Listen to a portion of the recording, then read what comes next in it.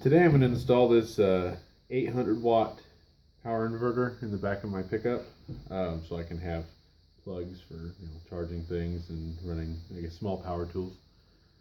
So what I'm going to use, instead of just going out and buying wire, is a car audio amplifier kit rated for 1600 watts, which matches the peak wattage output of that there. We're not going to need the entire kit. Really, we just need the ground and the hot wire, but this was like 14 bucks on Amazon. So I don't necessarily need all of them, like the RCA cables for audio.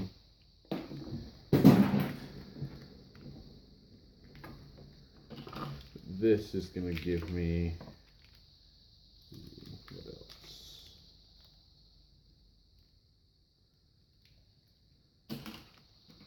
We don't need the audio cable. We don't need the speaker wire and the remote cable. The only two that we're going to need are going to be this black ground wire, which I don't think is going to be as long. Wait, what? Oh. This black ground wire, which isn't as long, and then this really long hot lead to go to the battery, an inline fuse, which is convenient, and then the connectors to attach everything to the battery and whatnot. All right, let's get started. Alright, so there's a pretty thick pad underneath here, so I'm going to use longer screws. These are just self-tapping hex head screws. Magnets missing out of my bit.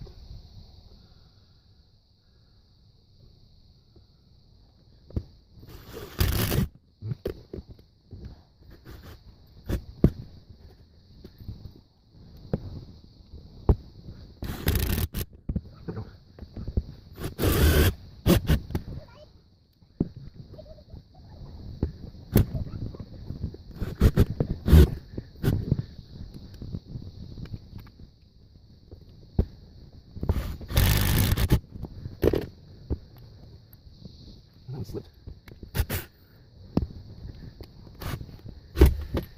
Maybe I need longer ones. Okay, so those 1 inches were not long enough to get to the metal underneath. So, 1.25 inches, maybe. Yeah, that's it.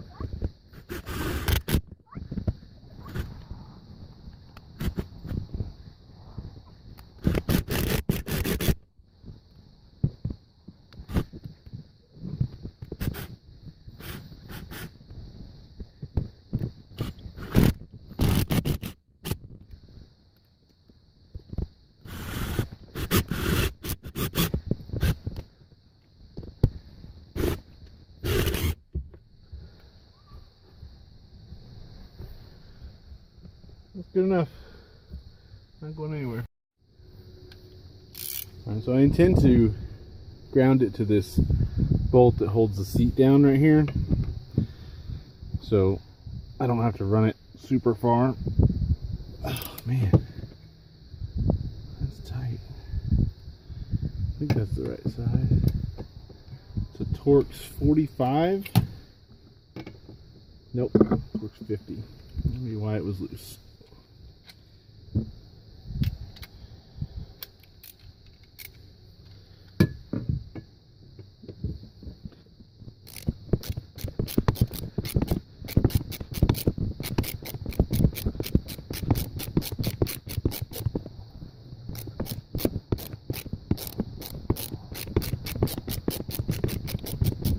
How long is this thing?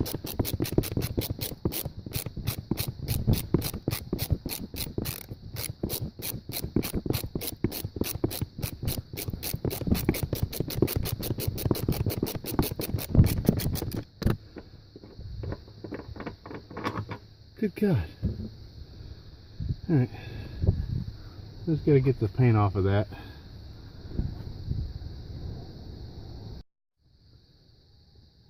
I got the paint ground off. Now I'm gonna bolt my ground lead down to it and trim it to length to tie into the negative terminal on the inverter. It's tight.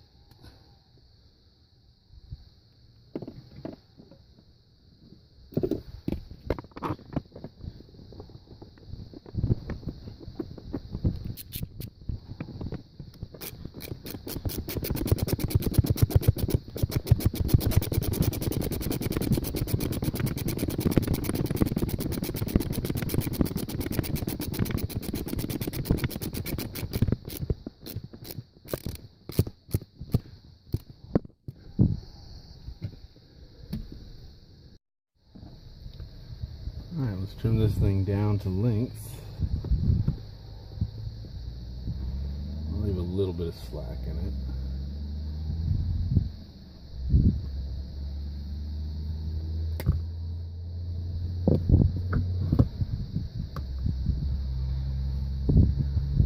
That'll work.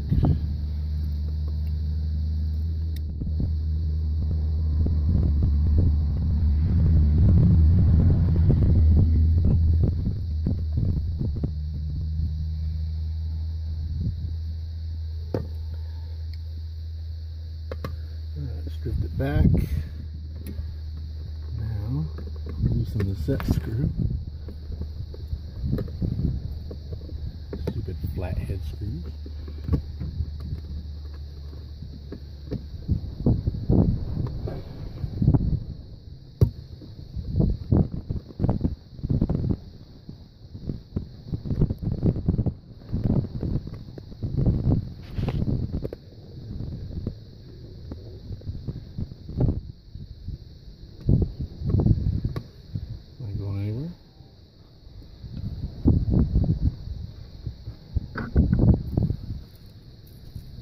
Tighten this guy down.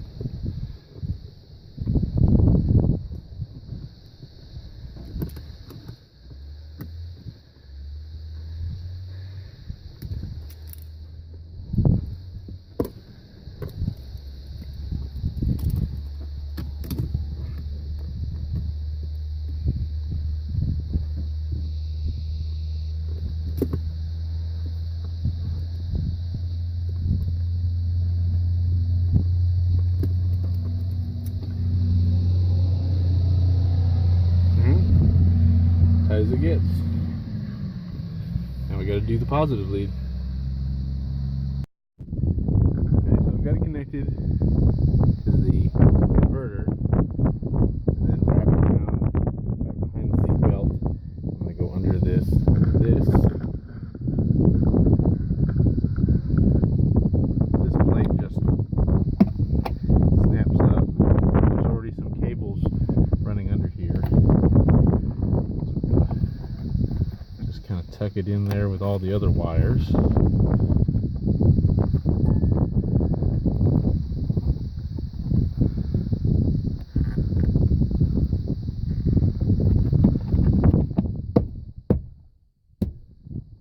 Snap that down, and then just going to kind of shove it underneath here.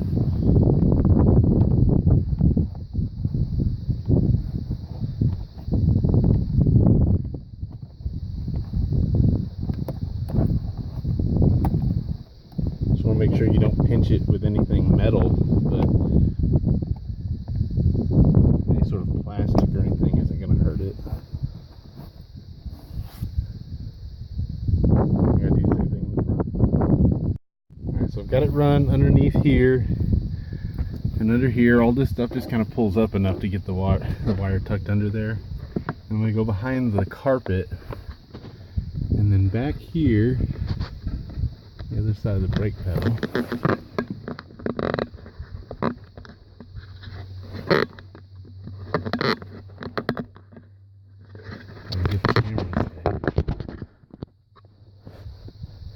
There's a flap in the carpet and a rubber grommet. I just used my knife to cut a little hole in that rubber. So we're going to feed the wire through it now.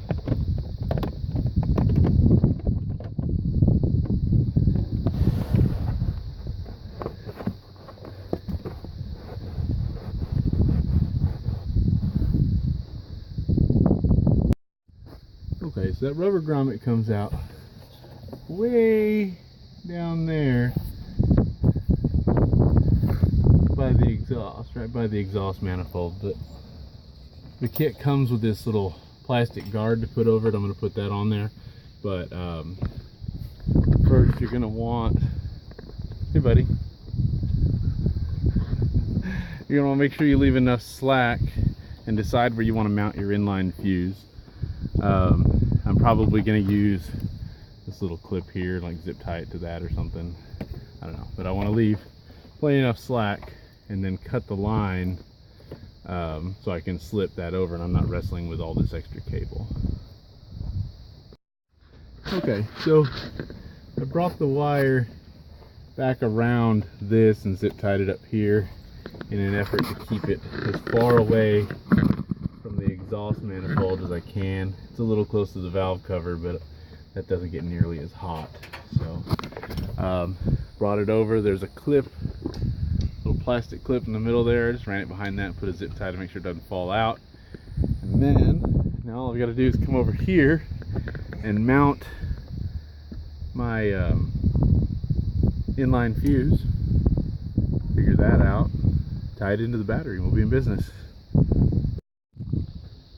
Okay, so I think I've decided to mount my inline fuse like right here, if that's if it'll fit. Let's see, the screws it came with were garbage, so use slightly longer ones, slightly bigger, better ones.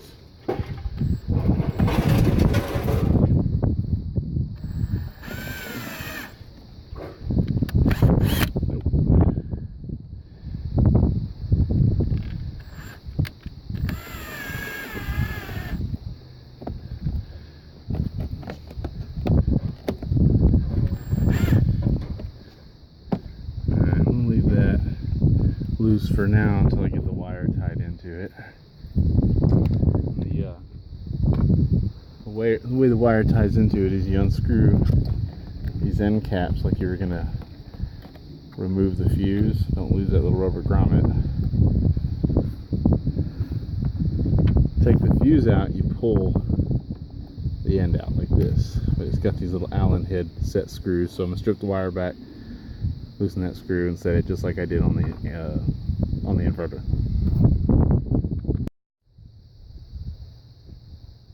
Okay, so I got the fuse mounted up, nice and secure. And now the only thing left to do is tie in the battery line. Luckily my truck's got this weird looking positive terminal. I guess newer vehicles all have this so they can run power to other things with heavier cable.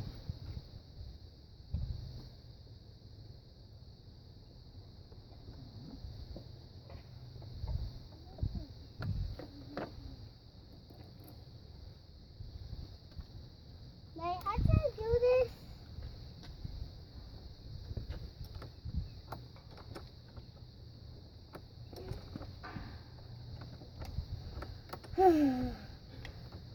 Tired, buddy? No, I just get that thing my heel. That's it. We'll see if it works. Okay?